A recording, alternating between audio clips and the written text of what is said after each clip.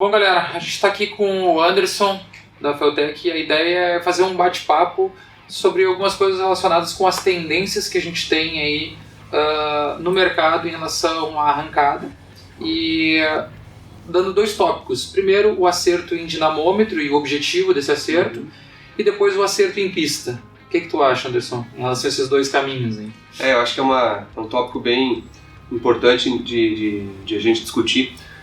Primeiro, assim, eu acho que o acerto, um carro de arrancada, primeira coisa tem que entender o objetivo, que é o tempo de pista, e entendendo que a regularidade é hoje o ponto fundamental. Então, toda a aquisição de dados, toda a questão que a gente tem hoje de data logger, tudo isso nos permite conseguir fazer um carro mais regular.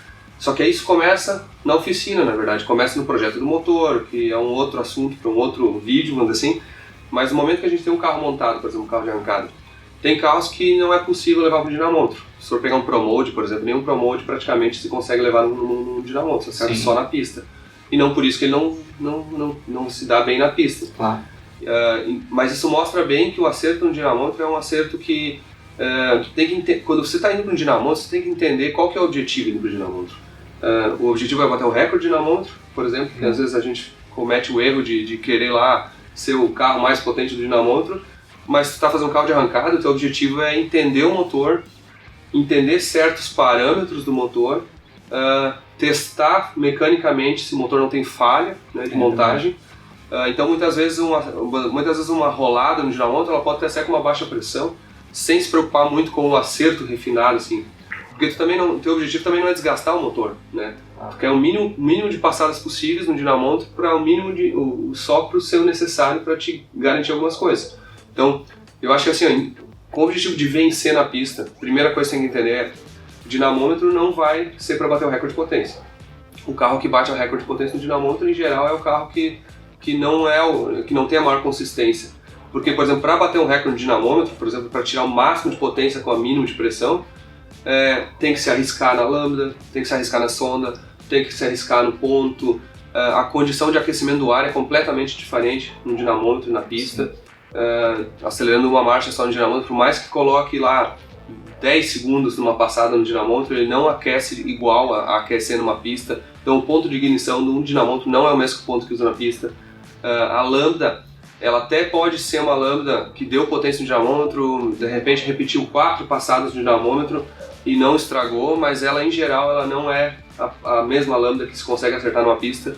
Então um dinamômetro ele não vai te dar, ele pode te mostrar uma série de conhecimentos do motor, mas que eles acabam mudando na pista. Então não adianta assim dizer, eu testei no dinamômetro com 68 de sonda, um AP 16 válvulas turbo, por exemplo, e com 22 graus de ponto com 3 kg, por exemplo.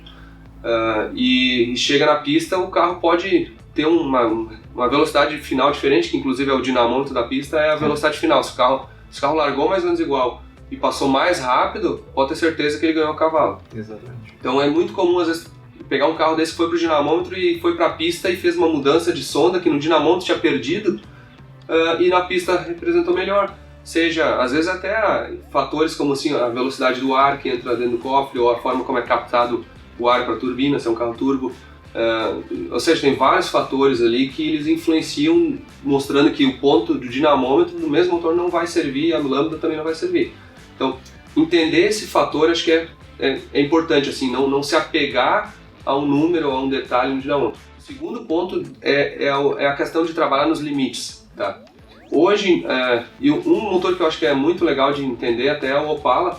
Por exemplo, há 10 anos atrás, todo mundo tinha como verdade absoluta que o limite do motor de Opala era 1000 cavalos. É verdade. E era um carro até bem popular na época que divulgou essa informação. Exato, porque era o limite na época. Há 10 anos atrás, o limite do motor de Opala era de 1000 cavalos. O Escort foi o que mais desenvolveu o motor naquela época e chegou nos 1000 cavalos e não conseguia passar dos 1000 cavalos. Exatamente. Hoje a gente está na beira dos 2000 cavalos. E com o mesmo bloco, né? Então olha como evoluiu nesses 10 anos, vamos dizer assim, toda essa tecnologia. Sem dúvida. Só que mesmo assim, isso evolui todo ano. Há um ano atrás, o limite do motor de Opala ele era estabelecido mais ou menos por limites assim de O-ring ou cabeçote, pistão, de vez em quando. porque se não se conseguia mais subir a potência do motor sem daqui a pouco o motor a cada 10 passadas ter uma peça dessas danificada. Alguma coisa era fusível do sistema, se apresentava como fusível. Exatamente, então não era nem não podia se subir a pressão porque não estava conseguindo gerenciar essa outra parte. Recentemente, por exemplo, uma das maiores evoluções que a gente teve nos últimos anos, e especialmente agora, nesse ano, é a adição da ignição, né, a potência de ignição. Sim. Por exemplo, um Opala desses mesmo, por exemplo, que antes usava 62 de sonda, e se tentasse usar lá 50 e poucos de sonda, ele simplesmente não conseguia queimar aquilo, e o quanto que ele perdia de cavalo era demais, ou chegava a falhar. E agora, recentemente, com a ignição mais potente, a gente está conseguindo baixar às vezes 10 pontos de lambda. Tem carros andando na faixa de 50 abaixo de sonda. Trabalhar com menos pontos. Melhorar a temperatura de escape. Então, a sonda por si só, ela já... se conseguir queimar essa sonda mais rica, ela perde HP, tá? Isso é uma coisa importante. As pessoas às vezes pensam, vou botar minha ignição mais potente, vou baixar minha sonda de 60 para 50 e não vou perder HP. Não, isso é mentira. Sim. Vai perder HP. Só que aquele HP que você perdeu, ele é muito mais barato compensar a pressão. Exatamente. Então, por exemplo, vou inventar alguns números assim. Vamos pegar um motor de Opala que, por exemplo, com 3 kg de pressão teria 1.600 cavalos, tá? Com 65 de sonda. Se você pegar esse mesmo motor e baixar a sonda de 65 para 55, eu estimo que ele vai perder 200 cavalos, tá? Porém, 200 cavalos para recuperar num Opala é 0,5 bar, entendeu? 0,8 bar, talvez. Então, em vez de andar com 3 kg, anda com 3,8 kg, entendeu? Então, um motor de Opala, por exemplo, com 3,8 kg, 55 de sonda, ele vai estar gerando a mesma potência com uma segurança muito maior do que a condição anterior com menos pressão. Porque aí vem uma questão de história nossa assim na cabeça. A gente pensa que, quantos quilos de pressão esse motor aguenta? Não é quilos. É potência por cilindro. Exatamente. E é uma relação disso aí.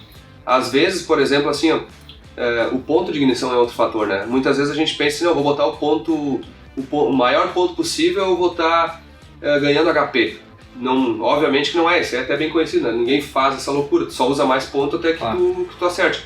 Ou o cara fala o contrário, eu vou usar o menor ponto possível que eu estava protegendo o meu motor. Não, se tiver fora de ponto, para frente ou para trás, vai estragar o motor de qualquer maneira. Então tu tem que ter uma armadilha, muita gente acredita que atrasar demais não dá dano, quebra também, né? Exatamente, quebra também. O motor não fica feliz, vamos dizer assim. Um ponto atrasar demais, ele gera uma falha de ignição, por exemplo, ele pode gerar uma combustão incompleta. Não é nem só aquecer a válvula de escape ou a turbina, é simplesmente gerar uma combustão incompleta, uma falha que resulta que pode danificar qualquer coisa. O motor acaba gerando uma contra-pressão, né, e não consegue escoar, né, e não houve uma limpeza na câmara e na próxima combustão vai ter um problema. Então, ou seja, o acerto ele já ficou mais completo. É mais ou menos aquela história também assim, qual que é a sonda que eu tenho que usar no meu carro? Pergunta pro companheiro de boxe do lado, quanto é que tu usa no teu carro? Isso não existe, não existe nada mais diferente do que 2 motores iguais. Podem ter certeza, às vezes tu constrói 2 motores idênticos com uma construção muito parecida e incrivelmente, eles precisam de ponto diferente, entendeu? Até pegando um gancho disso, Anderson, a gente tem que cuidar também, toda a cidade tem um dinamômetro, pessoal às vezes milagroso, o pessoal gosta de ver números grandes, né? E aí, até para desmistificar a questão do dinamômetro, acho que é importante, qual é o número que entrou e que saiu? Ocorreu uma melhora, esse é o objetivo do dinamômetro. E a gente também tem que cuidar com aqueles falsos milagres, né? Que às vezes o pessoal tenta de alguma forma usar um pouco mais de ponto, trabalhar mais no limite, e às vezes isso gera um custo, na verdade o ônus disso é a quebra, que não pode ser que não ocorra no dinamômetro, mas vai acontecer na pista, né? Eu acho que são alguns pontos interessantes. Primeiro, assim, pessoalmente eu entendo assim, que se o objetivo é resultado em pista, não se preocupa com o número propriamente do dinamômetro. Use ele como a própria referência. Né? Então, se você tem uma referência daquele dinamômetro, você sabe que está pior ou que está melhor. Perfeito. Não adianta comparar com o dinamômetro de outra cidade ou o dinamômetro outra marca. Outra coisa que eu acho que é muito importante é desabilitar ou diminuir a suavização do gráfico do dinamômetro. Alguns dinamômetros eles têm como suavizar o gráfico, aí fica uma curva que é assim um círculo, assim, quase assim, chega a ser muito falso, assim, porque tu não consegue identificar o dinamômetro. Quanto menos suavização tiver, que nem um datalogger, eu tenho que enxergar assim. Sim, ele fica picoteado, né? Onde é que o motor sofreu, por exemplo. Então, se o dinamômetro que você está testando não te permite reduzir, por exemplo, a suavização do gráfico no dinamômetro, pelo menos observa bem a curva de RPM no datalogger. Porque, por exemplo, numa Fueltec você coloca 200 Hz, que são 200 amostras por segundo, que ele vai gravar 200 vezes por segundo qual que é o RPM instantâneo do motor. E isso vai te indicar exatamente se o motor está feliz, como a gente fala assim, se o motor está subindo liso assim, ou se ele vem assim com algum cilindro não contribuindo tanto. Está arrastando aqueles cilindros, né? Exatamente. Então, observar a linearidade do motor, às vezes é mais importante do que o contrário. E aí, pensando então no acerto de dinamômetros, que a gente falou, beleza, foi para o dinamômetro, entendeu algumas características do motor, aquilo ali não vai servir muito para a pista. Na pista vai ter que descobrir certas coisas. Então, por exemplo, assim, um fator recentemente que se descobriu e vem dos radiais nos Estados Unidos, que é o efeito do ponto de ignição avançado nos primeiros metros da pista e como ele prejudica o pneu ser suave na tração. Porque se você pensar o seguinte, um ponto de ignição avançado, dando 25 graus de ponto no motor, isso é o pistão, ele não chegou no topo ainda. Então você dá a faísca, esse ponto de ignição ele vai iniciar uma combustão no pistão subindo. Antes do pistão chegar em cima, ele já está com uma certa pressão dentro do cilindro e daqui a pouco, quando o pistão passa do centro, ele empurra com força mesmo e gera a máxima potência. Todo o objetivo do ponto é tu aproveitar o máximo da energia daquela combustão ali.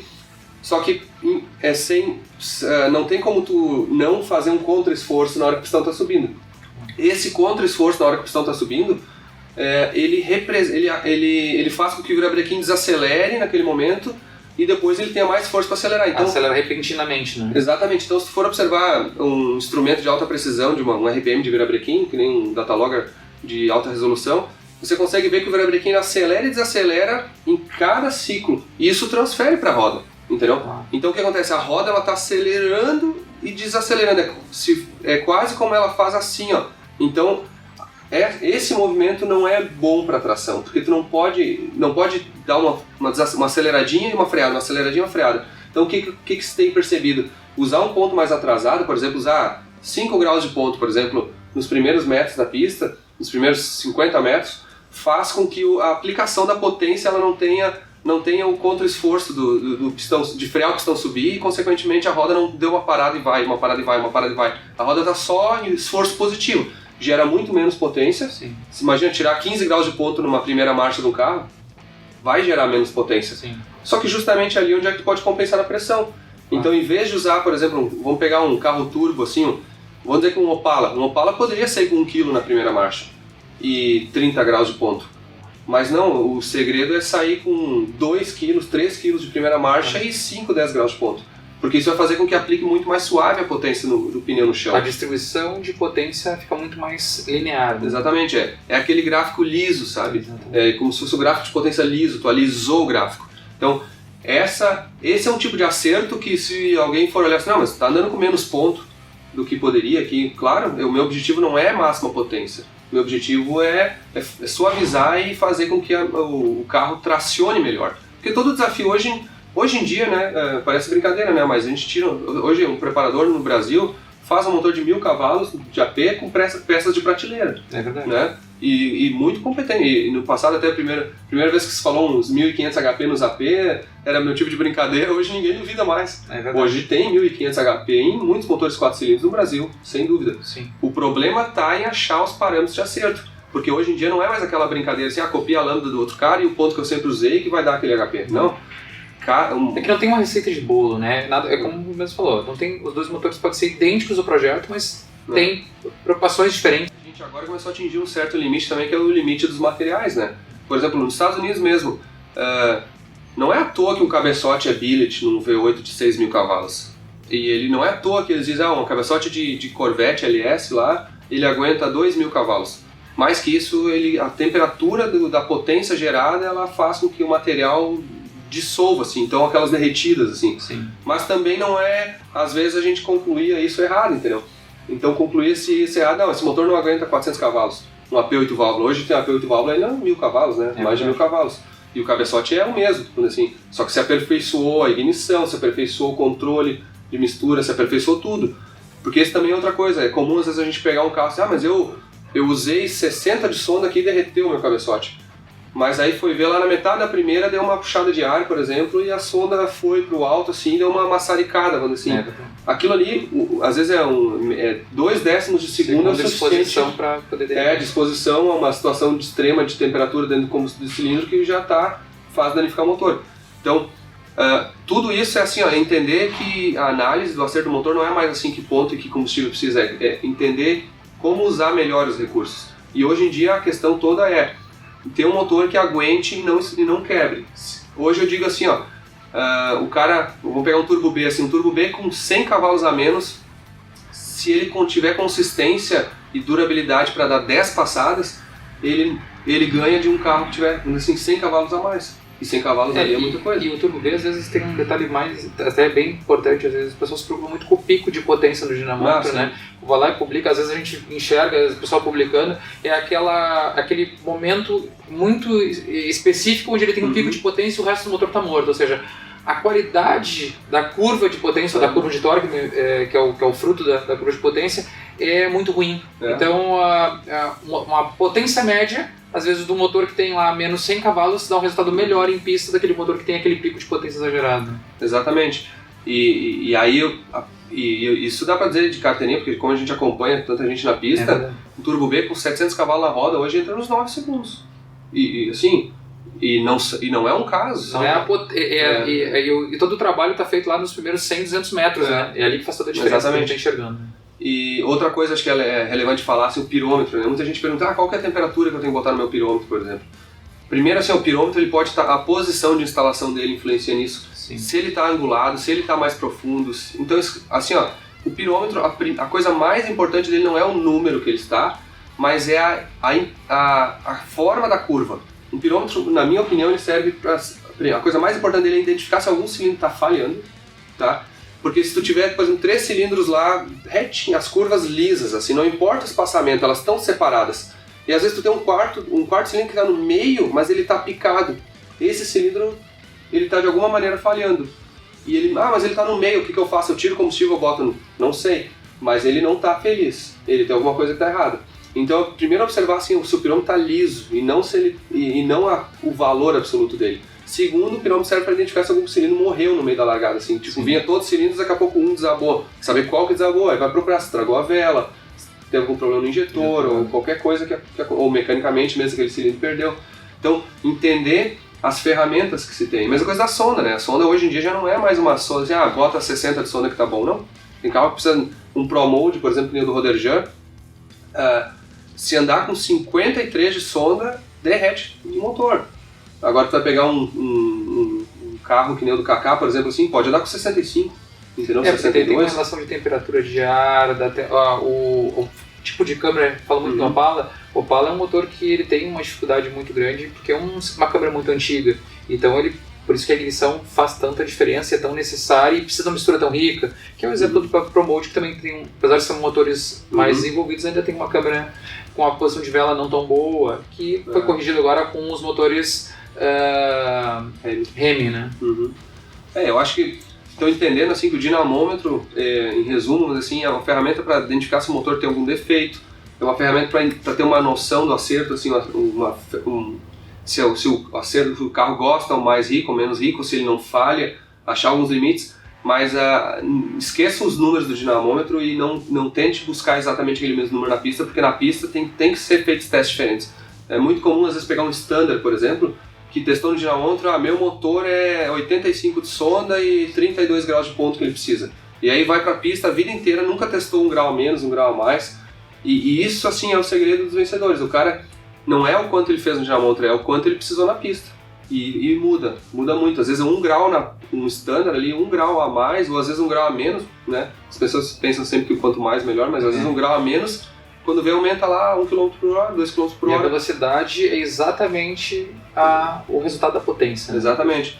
Então, o acerto de pista é muito mais assim como usar aquela potência e como ter ela com consistência e durabilidade. Porque, que nem a gente falou, não adianta nada ter 1.600 cavalos num 4 cilindros se consegue dar uma puxada. Então tem que entender os limites, tem que saber os recursos que precisa, tem que usar as ferramentas para realmente poder aproveitar isso na pista. Porque hoje, se tiver um motor de dinamômetro que não consegue dar puxadas na pista, esse motor não ganha nada.